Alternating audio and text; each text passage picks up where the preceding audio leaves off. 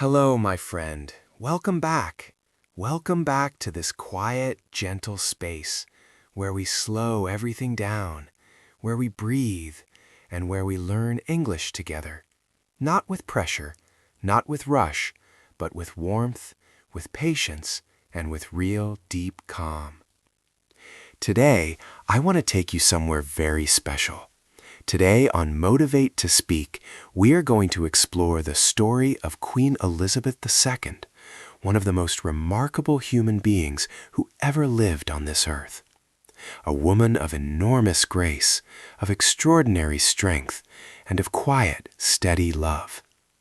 And as we walk through her story together, slowly, gently, you are going to grow. Your English is going to grow. Your confidence is going to grow. And I truly believe something inside your heart is going to grow too. So wherever you are right now, maybe you are sitting at home, maybe you are on a bus, maybe you are lying in bed with your headphones in. I want you to take one slow, comfortable breath right now. Breathe in and breathe out. And know that this place, this lesson, this voice is here for you, only for you. Let's begin.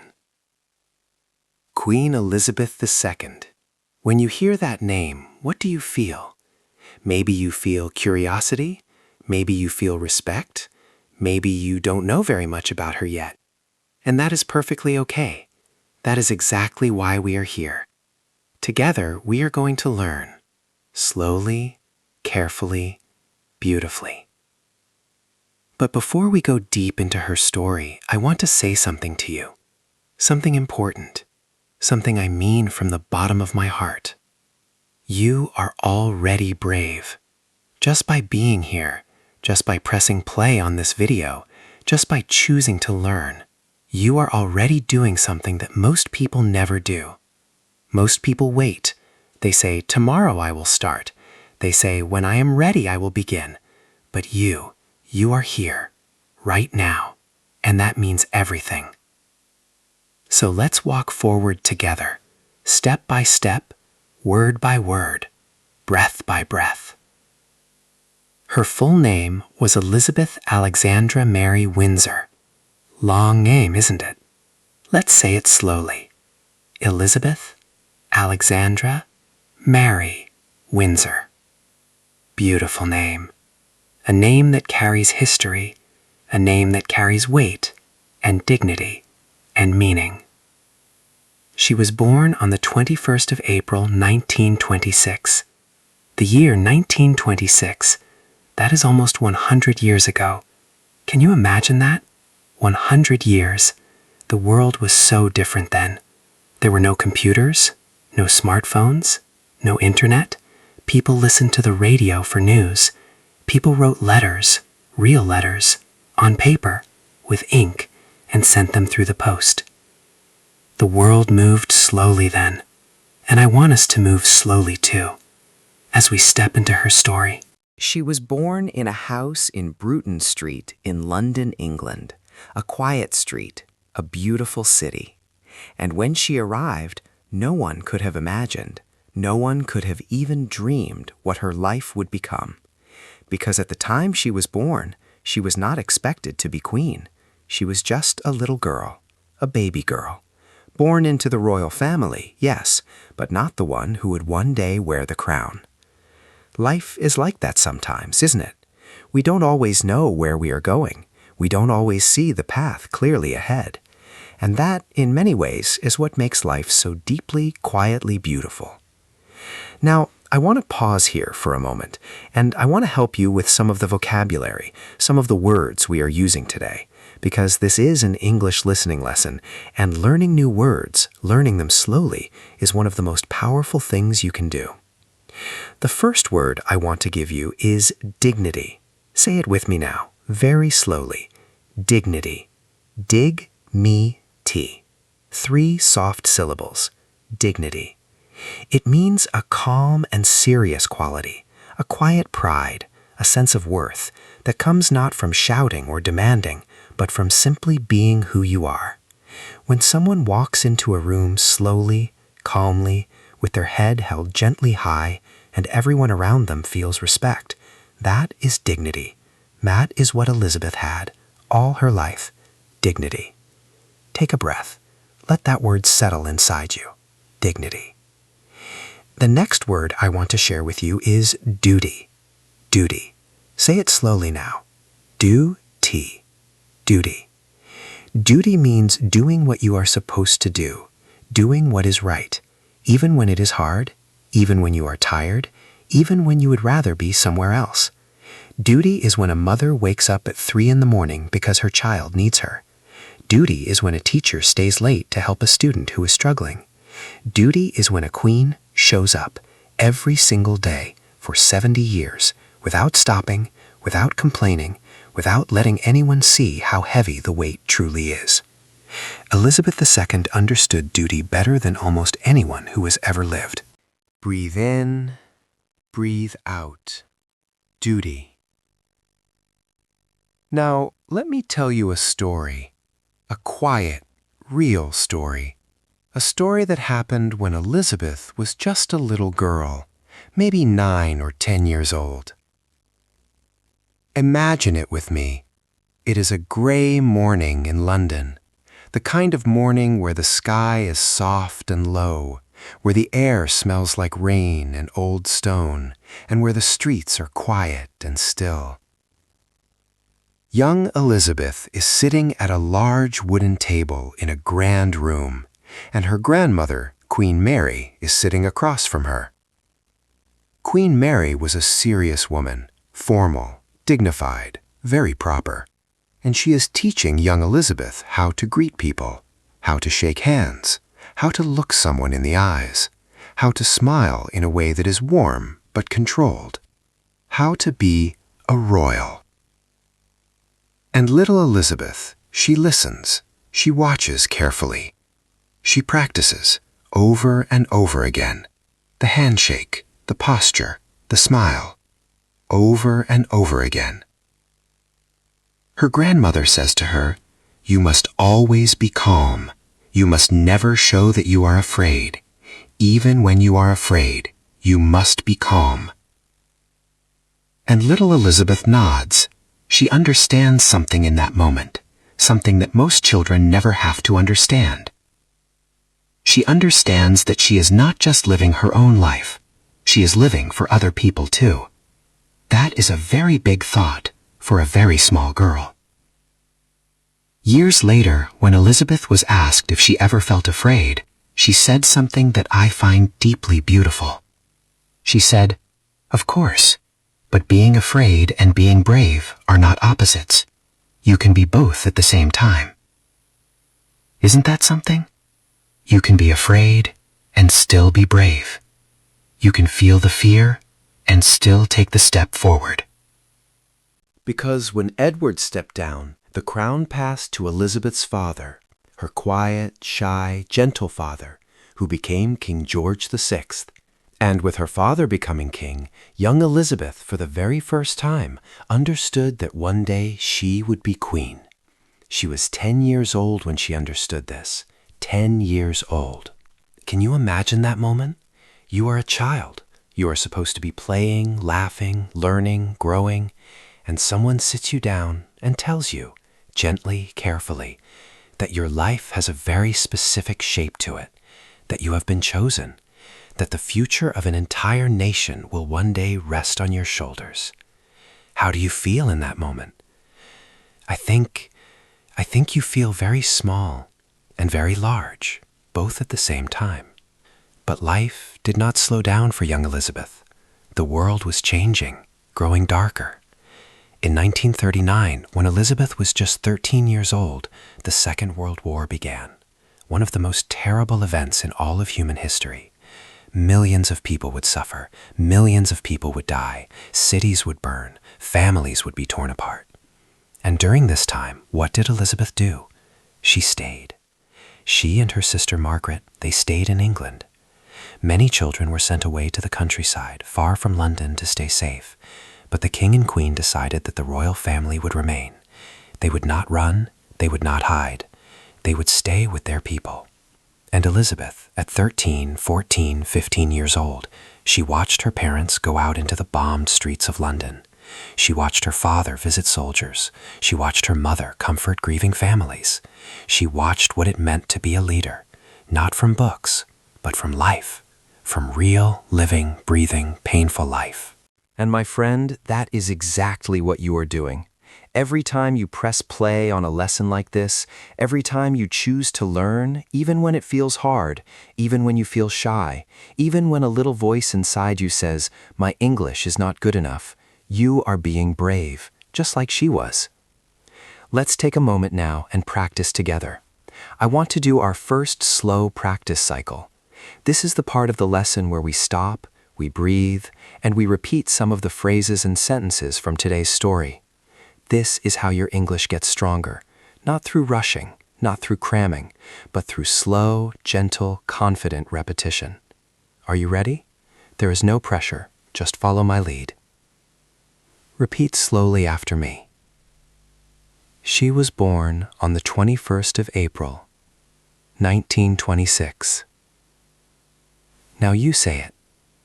Slowly. Don't rush. Take your time with each word. She was born on the 21st of April, 1926. Beautiful. Now once more, even more slowly. She was born on the 21st of April, 1926. It has a kind of music to it, doesn't it? Every sentence in English, when spoken slowly, has a rhythm, like a gentle heartbeat. Now let's try another one. Repeat slowly after me.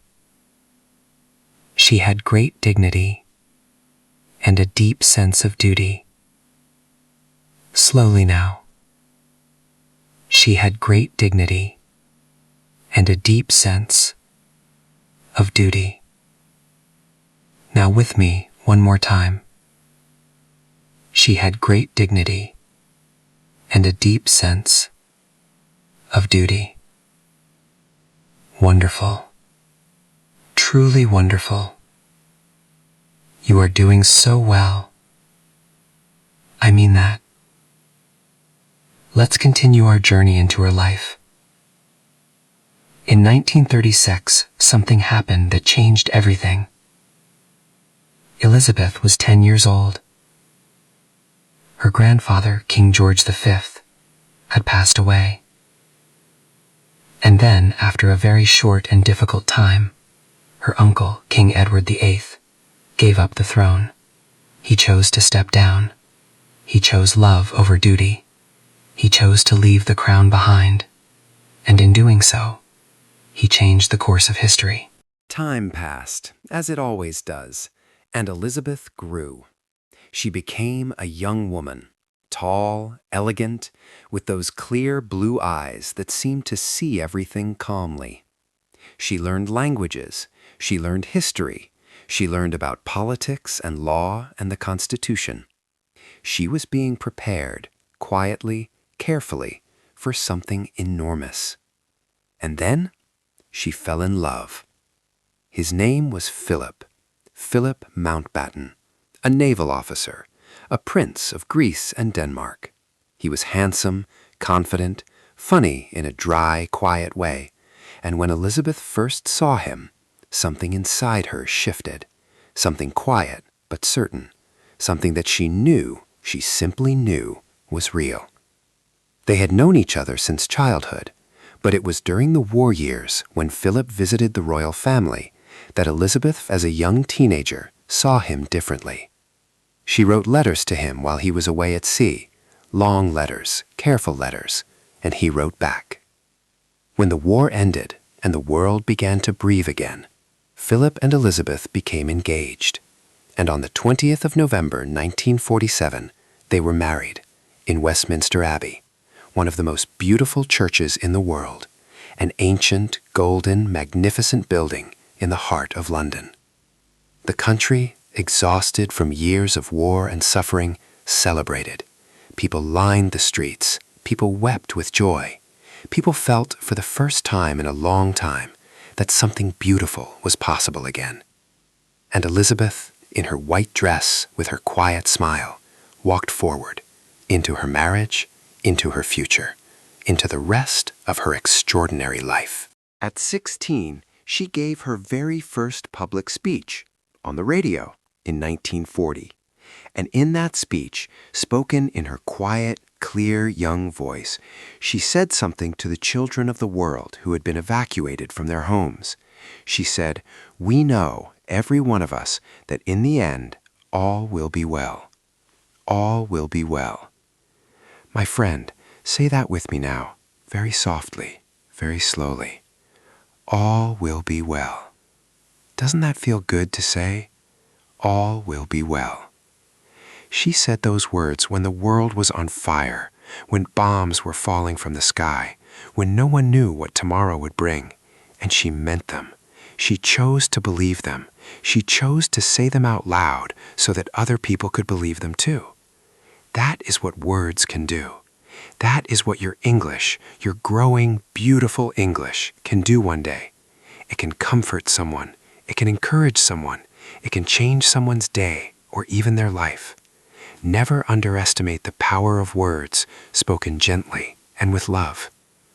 Now, let's pause again for our second practice cycle.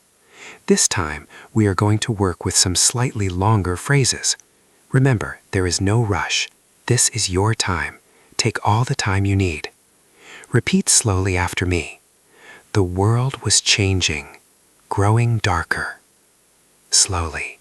The world was changing, growing darker. Good. Now this one. She stayed with her people during the war. Slowly and clearly. She stayed with her people during the war. Beautiful. Now say it with me. She stayed with her people during the war. And one more. All will be well. Say it slowly. Mean it. Feel it. All will be well. Once more. All will be well.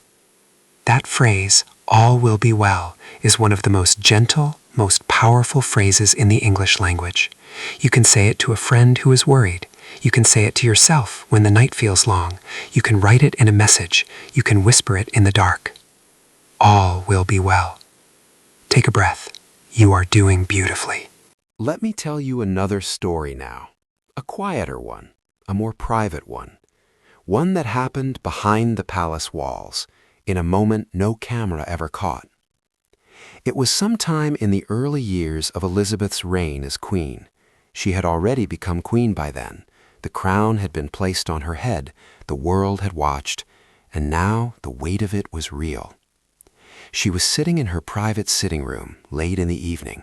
The children were in bed. Philip was away on one of his many official trips. The palace was quiet, and Elizabeth, the Queen of England, was sitting alone at a small desk by the light of a lamp, reading through her official papers. These were documents from the government, letters, reports, decisions, things she needed to understand, to sign, to respond to. She did this every single day, without exception, for 70 years. But on this particular evening, something was different. She had received news that an old friend had passed away, someone she had known since childhood, someone who had made her laugh, who had made her feel like just a normal person, even for a few hours, and now that person was gone.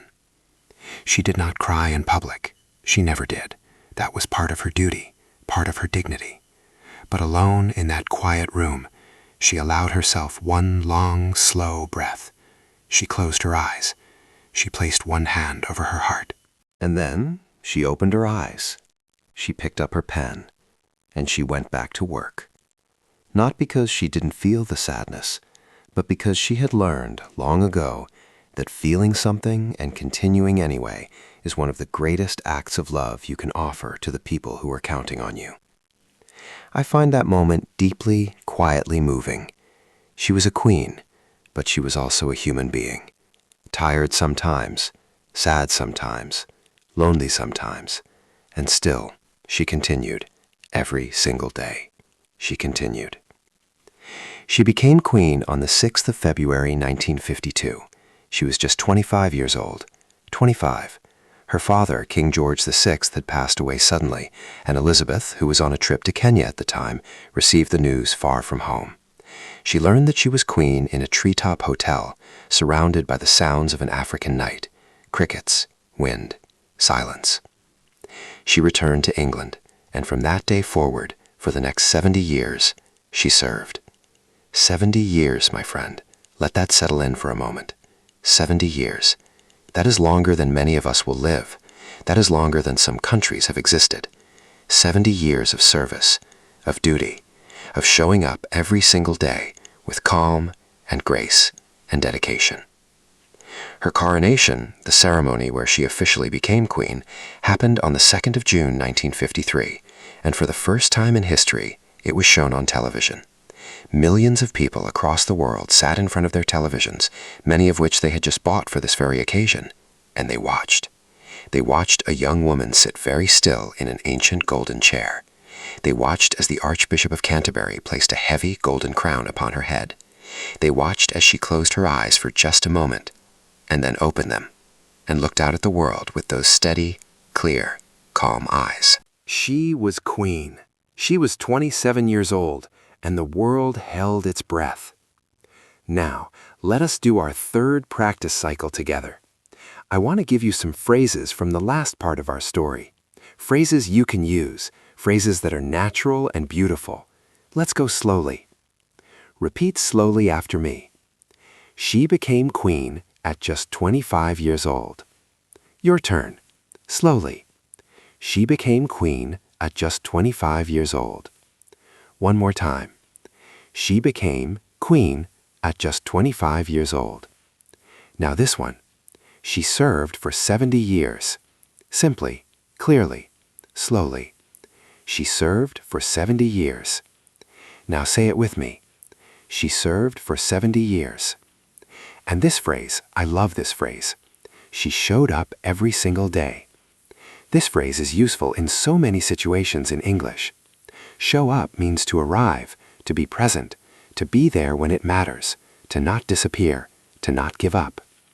Repeat slowly after me. She showed up every single day. Now you. She showed up every single day. Beautiful. Truly, truly beautiful. Your rhythm is getting gentler. Your confidence is growing. I can feel it even from here. Let's talk about what she was like as a person. Because I think sometimes when we learn about people who are famous or powerful or historical, we forget that they were also just people, with favorite things, with small habits, with quiet joys. Queen Elizabeth II, she loved horses, deeply, truly loved them, from the time she was a very small child. She learned to ride at just 2.5 years old. 2.5, barely old enough to walk steadily on her own 2 feet, and she was already learning to ride a horse. She kept horses all her life. She bred them, she trained them, she watched their races with enormous excitement. People who knew her well said that around horses, something in her relaxed, something that was always a little formal, a little guarded, simply let go. Around horses, she was just Elizabeth, not the queen, just herself. She also loved her dogs, corgis, those small, low, fluffy dogs with the big ears and the sturdy little legs. She kept corgis her entire adult life. She had more than 30 corgis over the decades. There was always at least one following her through the palace halls, trotting along on its little legs, making everyone smile. I love that image, don't you? The most powerful woman in the world, with a tiny, fluffy dog padding happily behind her. It reminds us that even the greatest, most dignified people need simple, small, warm things to love. And that is not a weakness. That is what makes us human. She also had a very quiet sense of humor. This surprises some people because she seems so serious, so formal, so regal in public. But people who worked close to her, private secretaries, palace staff, foreign diplomats, they would sometimes catch a little gleam in her eye, a tiny upward curve of her lips, a dry, understated remark that she would deliver so quietly that you almost missed it. She once appeared in a short video with the actor Daniel Craig, James Bond, where she walked through Buckingham Palace and then appeared to parachute from a helicopter into the Olympic Stadium at the London 2012 Games. It was a joke, of course, but it was her idea. She chose to do it, and the whole world laughed with her, not at her, with her, because she was in on it, because she had a joy in her that didn't need to be loud, it just needed to be real. And I think that is one of the quietest lessons of her life. You don't need to be loud to be joyful. You don't need to perform happiness. You just need to find it in small things, in horses, in dogs, in a good book, in a quiet laugh, and hold on to it carefully, like something precious, because it is. As the years passed, Elizabeth watched the world change around her, enormously, completely. When she became queen in 1952, there were no color televisions, there were no mobile phones, there was no internet, there were no satellites in orbit. Human beings had never been to space. And by the time she passed away in 2022, the world was unrecognizable from the one she had been born into. Computers sat in everyone's pocket. People spoke to each other across vast distances in seconds. Humans had walked on the moon. Wars had been won and lost. Empires had risen and fallen. Countries had been born. And through all of it, through every decade, through every change, there she was, steady, calm, present. The longest reigning British monarch in history, a constant in an ever-changing world. 15 British prime ministers served during her reign. 15. From Winston Churchill, one of the most famous leaders in all of history, to Liz Truss, who became prime minister just 2 days before Elizabeth died. 15 different governments, 15 different leaders. And she worked with every single one, calmly, professionally, with grace. She also met 13 American presidents. 13. From Harry Truman all the way to Joe Biden.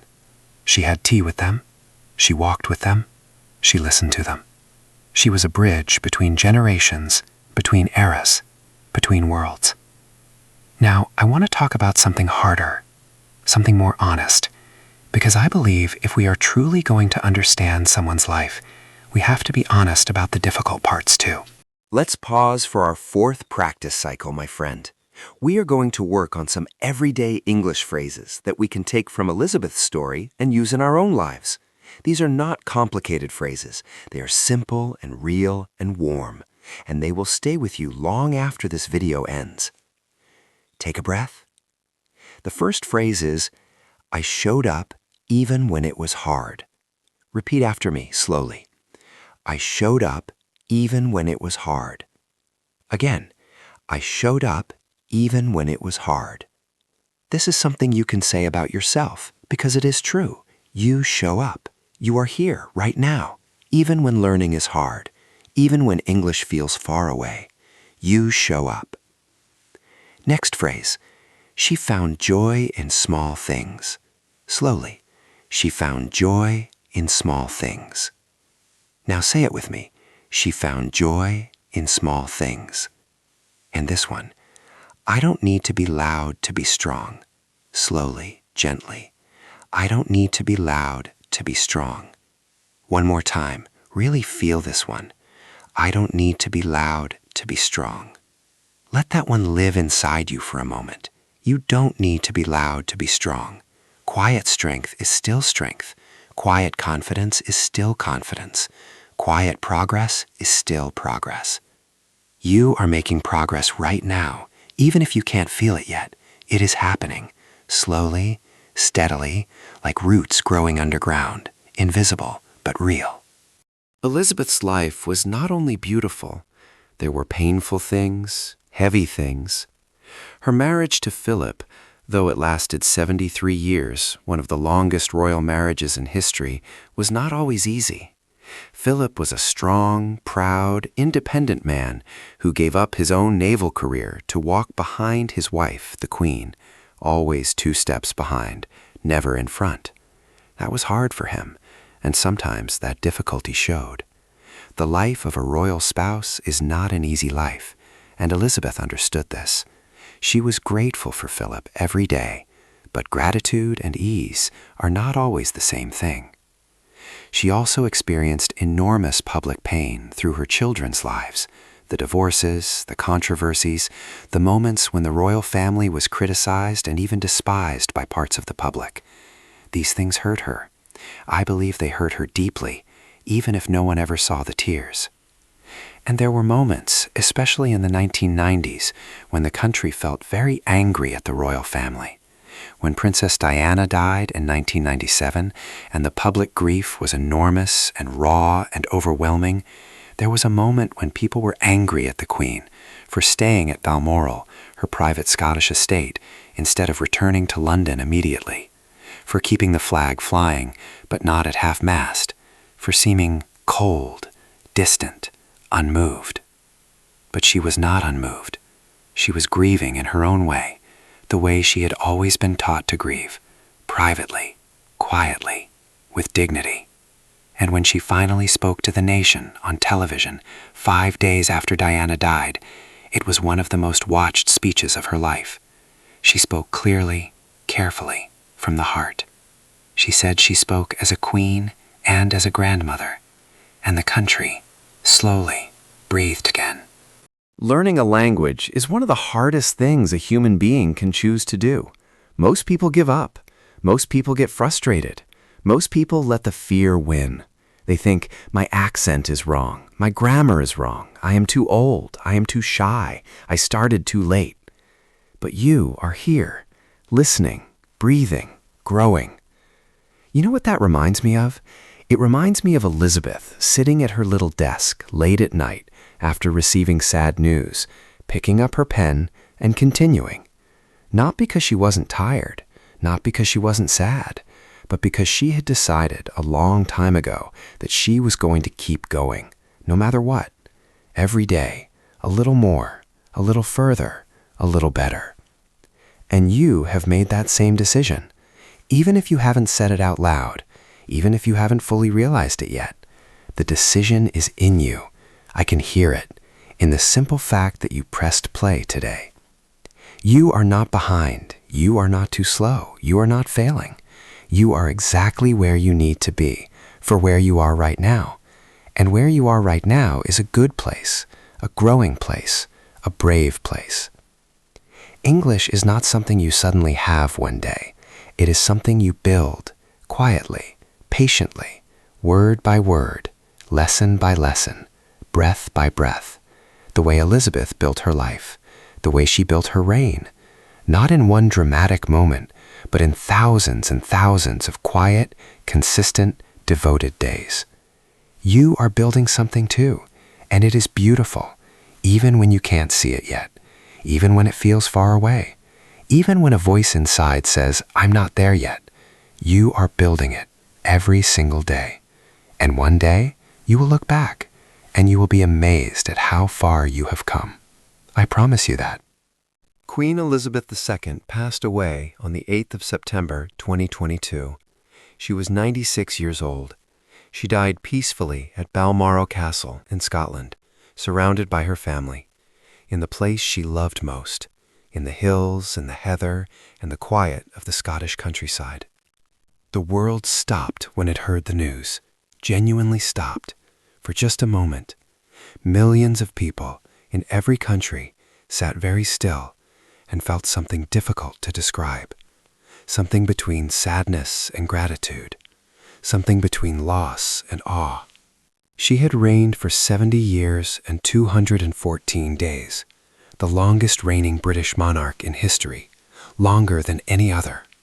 She had been a constant presence in the lives of billions of people. Grandparents had grown up with her, their children had grown up with her, and their grandchildren too. 3 generations.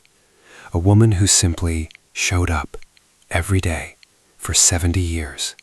When her coffin was carried through the streets of London, thousands and thousands of people lined the road in silence.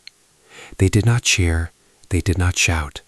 They simply stood there, quietly, with flowers, with tears, with their heads bowed, paying respect to a woman who had dedicated her entire life to them. Prime ministers came and went, governments rose and fell, fashions changed, technology changed, the very shape of the world changed, and through all of it, she was there, constant, steady, dignified, like a very old, very beautiful, very certain tree, standing in the center of an ever-changing garden. She was not perfect. She never claimed to be. She was a human being who lived an extraordinary life with its share of heartbreak, difficulty, and imperfection. And somehow, that makes her story even more beautiful to me. Let's do our fifth and final practice cycle together now. This is the last one, and I want to make it count. We are going to practice some deep, powerful phrases from today's lesson. Phrases about resilience, about continuing, about showing up. Because these are the phrases that will serve you in life, not just in English, but in everything. Take a slow breath. Repeat after me. She was not perfect, but she continued. Slowly. She was not perfect, but she continued. Again. She was not perfect, but she continued. Beautiful. Now this one. She learned that feeling something and continuing anyway is one of the greatest acts of love. This is a longer sentence. Let's break it gently. She learned that feeling something and continuing anyway. Good. Now the whole thing. She learned that feeling something and continuing anyway is one of the greatest acts of love. One more time. She learned that feeling something and let that settle. Really let it settle. And this last one. Say it with me. All will be well. Softly. All will be well. One final time, with everything you have.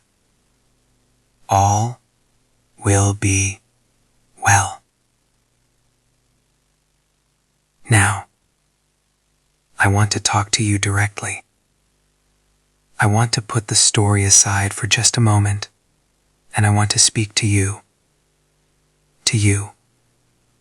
personally. Because I don't know your name. I don't know where you are right now. I don't know what your life looks like from the outside. But I know something about you. I know it. Because you are still here. You are still listening. And your English journey, the one you are on right now, it is extraordinary too. Even if it doesn't feel that way today. Even if today's lesson was the first one. Even if today felt hard. It is extraordinary because you chose it. You chose to grow.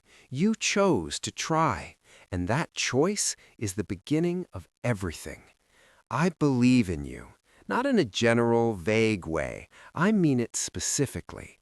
I believe in the person who pressed play today. I believe in the person who is still listening. I believe in your ability to grow, to improve, to one day speak English with confidence and warmth and ease. I believe in that future version of you, and I want you to believe in them too. They are already there, waiting, just on the other side of practice, just on the other side of patience, just on the other side of all these small, beautiful, consistent steps you're taking. Keep going. Please, keep going. Before I go, I want to gently invite you to be part of this community that we're building here on Motivate to Speak. If this lesson made you feel something, if it helped you, if it gave you even one new word, one new phrase, one new breath of confidence, I would love for you to leave a comment below. Tell me what you felt. Tell me what word you loved most. Tell me how you're feeling about your English journey right now. I read every comment, every single one, and every word you write is a step forward for you. She once said in a Christmas broadcast to the nation something that I have carried with me ever since I first heard it. She said, "It's worth remembering that it is often the small steps, not the giant leaps, that bring about the most lasting change." Small steps, not giant leaps. Small steps. That is what she did her whole life. And that, my friend, is what you are doing too, right now, in this lesson, in this moment. You are taking a small step. And small steps, taken consistently, taken lovingly, taken without giving up, change everything. Let me give you a few more beautiful English words from today's story. Words worth keeping, words worth learning, words worth saying slowly. The first word is legacy. Legacy. Say it with me. Leg-a-see. Legacy. A legacy is what you leave behind, the impact you have on the world, the things that remain after you are gone. Not things you can hold in your hands necessarily, but things that live on in people's hearts, in memories, in changed lives. Elizabeth left a legacy of service, of dignity, of quiet, steady strength. What legacy are you building? Maybe you haven't thought about it yet. That's okay. But the truth is, you are already building one, with every kind word, with every step forward, with every small, brave thing you do. The next word is resilience. Re-zil-yence. Resilience. This word means the ability to bounce back, to recover, to keep going after something hard, like a tree in a storm that bends in the wind but does not break. Resilience. Elizabeth had enormous resilience, and so do you. The fact that you are here, learning, after whatever difficult things you have already been through in your own life, that is resilience. That is something to be proud of. And the final word I want to leave with you today is grace. Grace. One syllable, simple and soft. Grace.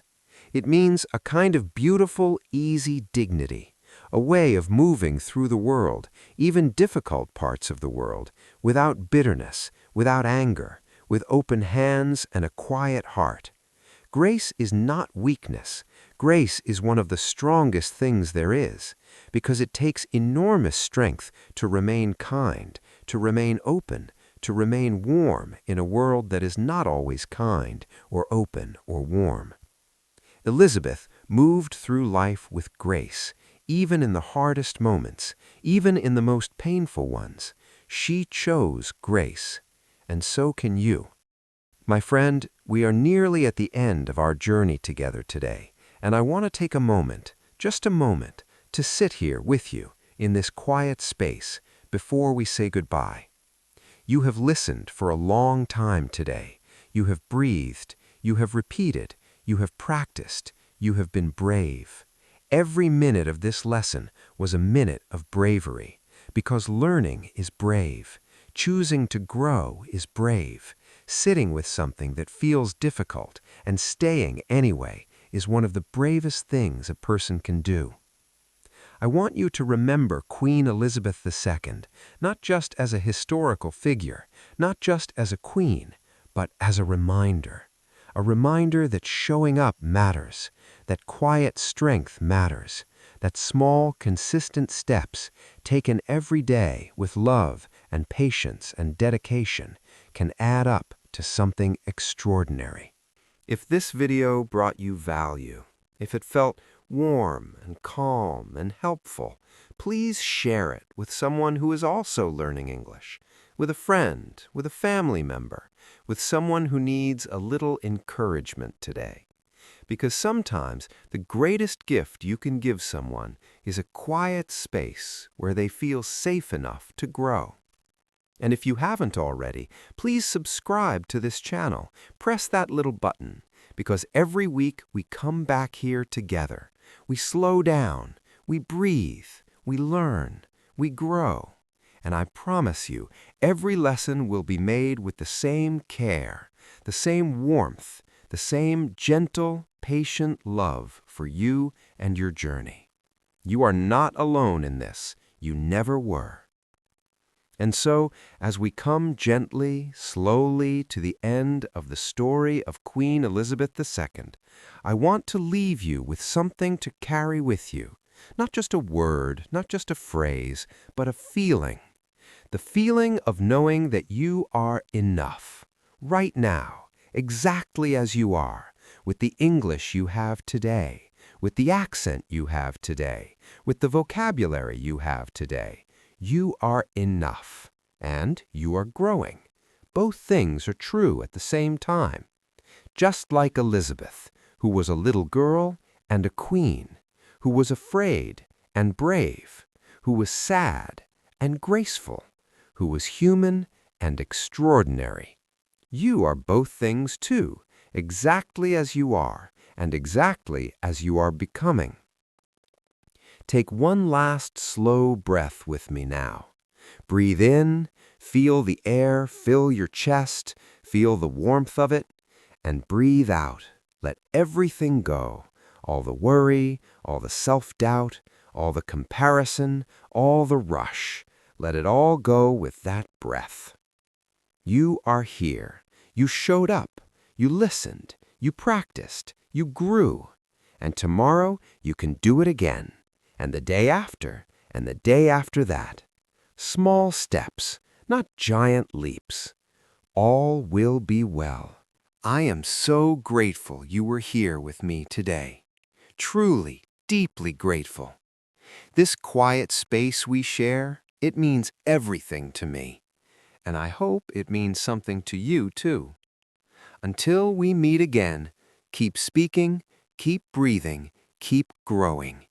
See you in the next slow listening lesson, my friend.